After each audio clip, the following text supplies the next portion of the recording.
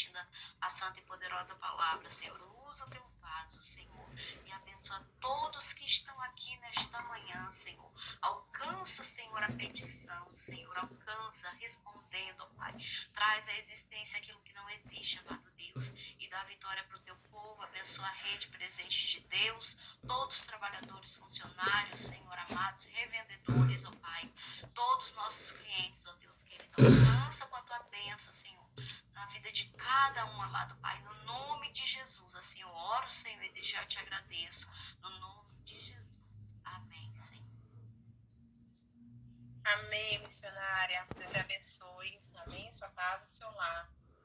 Missionário, a paz do Senhor.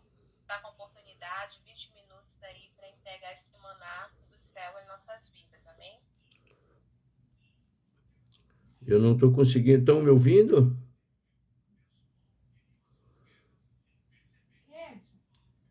O áudio não abriu. Não estou conseguindo abrir o áudio.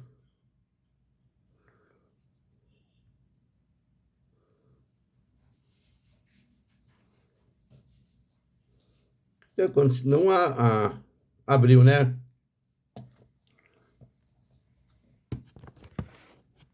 Abriu, né?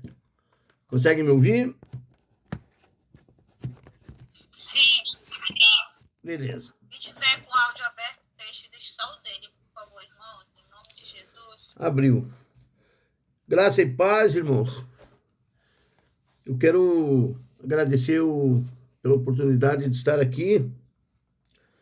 E vamos abrir a Bíblia em Atos dos Apóstolos, capítulo 17, versículo 16.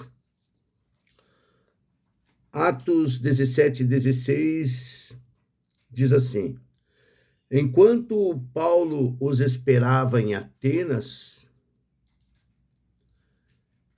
sem detença, enquanto Paulo os esperava em Atenas, o seu espírito se revoltava em face da idolatria dominante na cidade.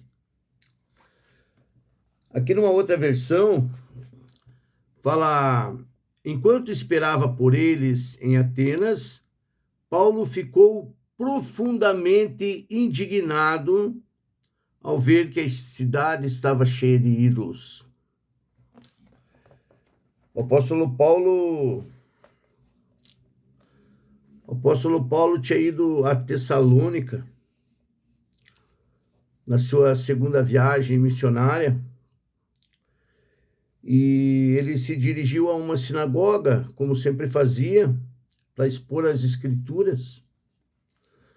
Paulo pregava Cristo, explicando e provando na Bíblia, nas Escrituras que havia na época, que Jesus Cristo deveria morrer e ressuscitar dos mortos. Paulo tinha como objetivo provar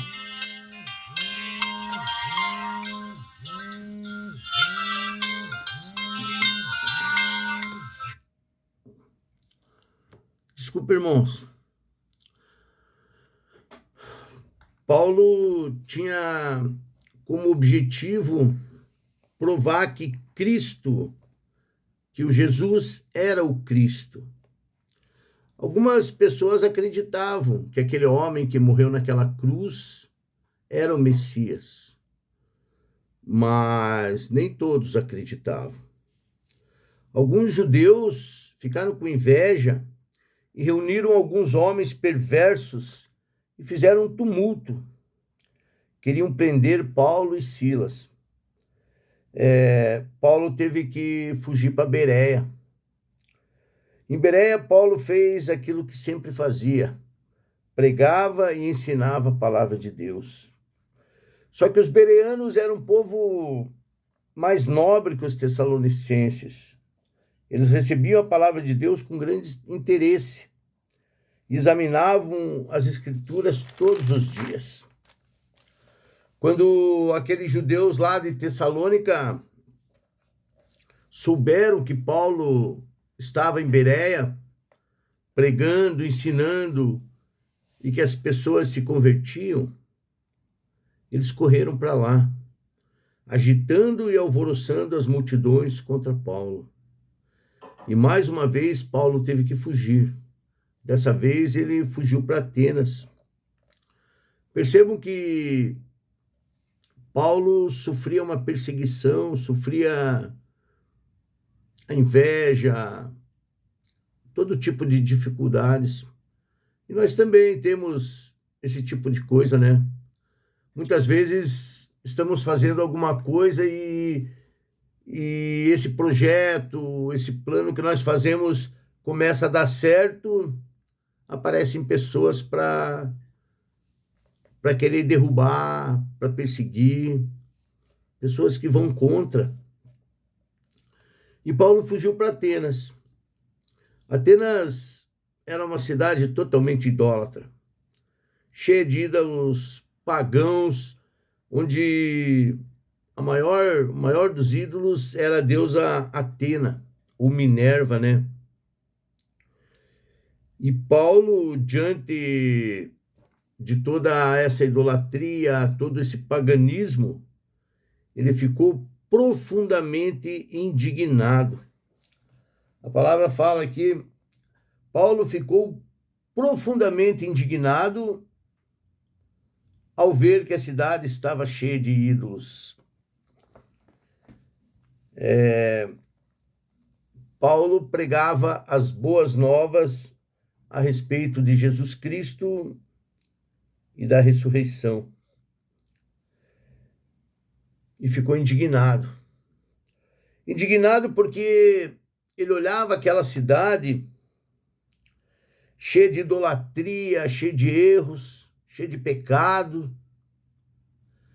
E ele pensava, talvez com ele mesmo, como que o povo não entende? Como que o povo não consegue reconhecer Deus como sendo o Criador? Como que as pessoas não reconhecem que Deus criou todas as coisas e é Ele que mantém todas as coisas? E até hoje, né? Nós vemos um Brasil idólatra, cheio de prostituição, cheio de pecado, comemorando festas pagãs o ano inteiro, se rebelando contra Deus, fazendo as coisas que ofendem o nosso Criador. As pessoas não percebem que Deus é o doador da graça, que é Ele nos criou e que é Ele que nos mantém, que Ele cuida de nós todos os dias. Paulo apresentava um Deus misericordioso que buscava a salvação dos homens, mas o povo não entendia. O povo preferia a idolatria, o povo preferia os ídolos.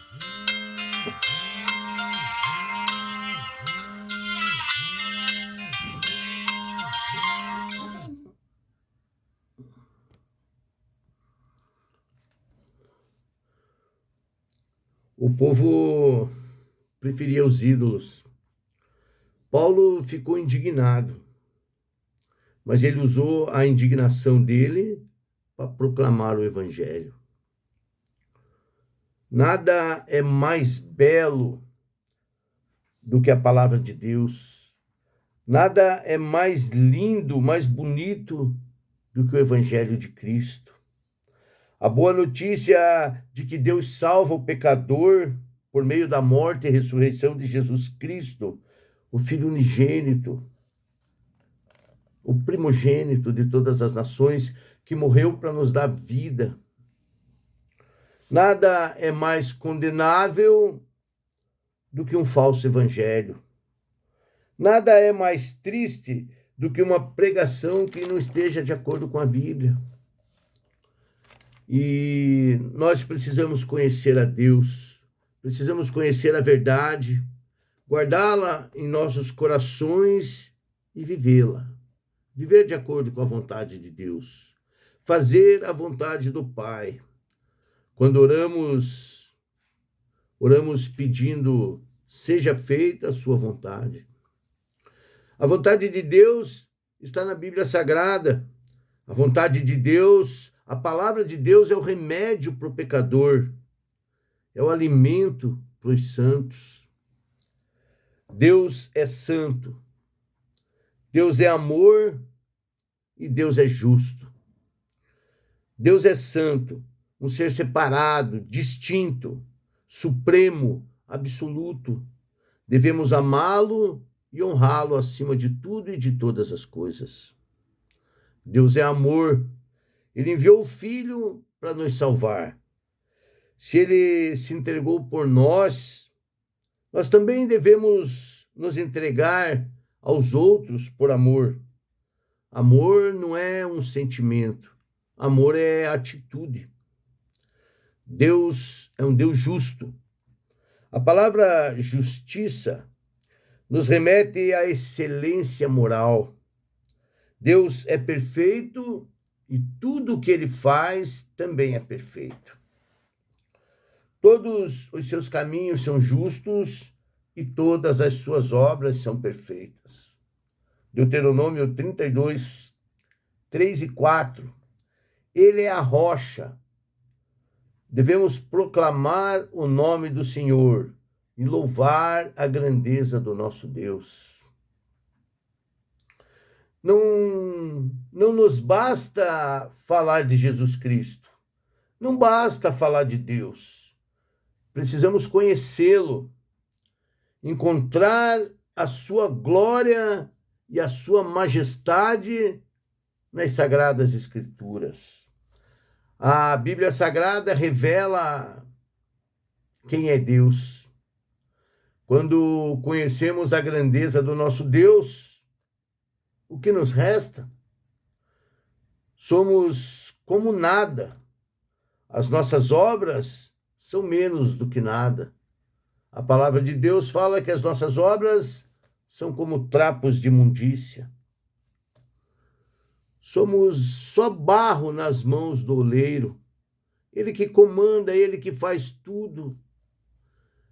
Quem é o barro para discutir com o oleiro ou para questionar o oleiro? Ele é o Deus soberano que está acima de tudo e acima de todos. A Bíblia nos apresenta um Deus santo, justo, reto, poderoso, perfeito, majestoso, eterno, imutável, bom, fiel e misericordioso.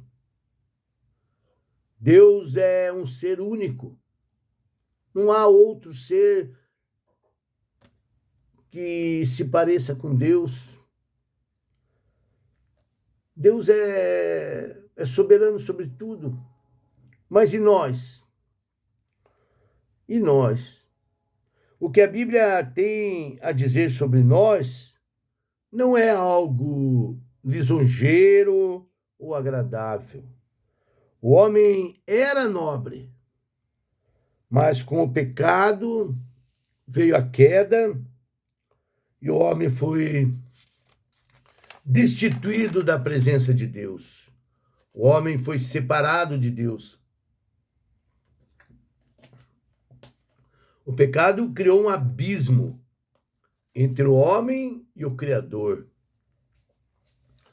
O homem morreu espiritualmente, tornou-se corrupto e corruptível, inclinado para o mal, hostil para com as coisas de Deus. O homem, com o pecado, se tornou inimigo de Deus, filhos da desobediência e filhos da ira de Deus. Efésios 2, versículos 2 e 3. Todos pecaram e carecem da presença de Deus, carecem da glória de Deus. Romanos 3, 23. Não há quem busque a Deus. Nós nos extraviamos, nós nos perdemos. Romanos 3:10 diz assim: como está escrito, não há um justo, nenhum sequer. Não há ninguém que entenda, ninguém que busque a Deus. Todos se desviaram, tornaram-se juntamente inúteis.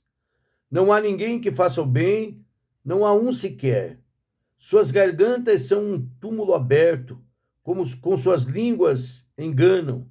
Veneno de serpentes está em seus lábios. Suas bocas estão cheias de maldição e amargura. Seus pés são ágeis para derramar sangue. Ruína e desgraça marcam em seus caminhos. E não conhecem o caminho da paz. Aos seus olhos é inútil temer a Deus. O homem sem Deus, ele é desprezível, abominável. Ele é totalmente depravado em todas as áreas da sua vida. Completando aqui, no versículo 4, capítulo 4, versículo 7, tem um alento para nós, uma mensagem maravilhosa para nós que nos tornamos filhos. Diz assim: como são felizes aqueles que têm as suas transgressões perdoadas, cujos pecados são apagados. Como é feliz aquele a quem o Senhor não atribui culpa. Sozinhos, nós não teríamos chance nenhuma. Sozinhos não há maneira de ser salvo. Para ser salvos, nós precisamos ser santos, precisamos ser perfeitos, e nós não somos. Nós erramos, nós pecamos, nós ofendemos o nosso Criador, e daí entra um dilema. Eu preciso ser santo, mas eu não consigo ser santo. Como eu faria isso? É impossível. Ninguém consegue levar uma vida perfeita como Jesus levou. E o próprio Jesus Cristo falou para os discípulos, quando eles perguntaram sobre a salvação. Jesus Cristo falou que aos homens é impossível se salvar, mas para Deus tudo é possível. Deus nos ofereceu a salvação por meio de Jesus Cristo, a salvação e a vida eterna. Olha que graça maravilhosa, que presente maravilhoso. Nós que nascemos condenados pelo pecado de Adão, nós que vivemos uma vida afastada de Deus, injustos, destinados à ira de Deus. Deus, no seu infinito amor, ele teve compaixão de nós, em sua bondade, ele derrama a graça. E através da graça nós temos fé, e pela fé em Jesus Cristo, nós não somos mais filhos da perdição, agora somos filhos de Deus, somos cidadãos do reino de Deus, somos salvos, temos a vida eterna. Mas isso ocorre somente pela graça, através da fé em Jesus Cristo. Não há outro modo, não há outro caminho. Só Jesus Cristo pode nos salvar. Ele é o caminho, a verdade e a vida. Por amor, ele nos substituiu naquela velha e rude cruz. Ele morreu por nós e pagou a nossa dívida perante o Pai. Jesus Cristo abriu um novo e vivo caminho, e por esse caminho ele nos leva ao Pai. Como se ele nos pegasse pelo braço e nos levasse ao Pai. Jesus Cristo nos pega com uma mão, com outra mão no Pai, e ele nos une. E assim nós temos paz com Deus, temos a vida eterna, somos cidadãos do reino, nós temos esperança.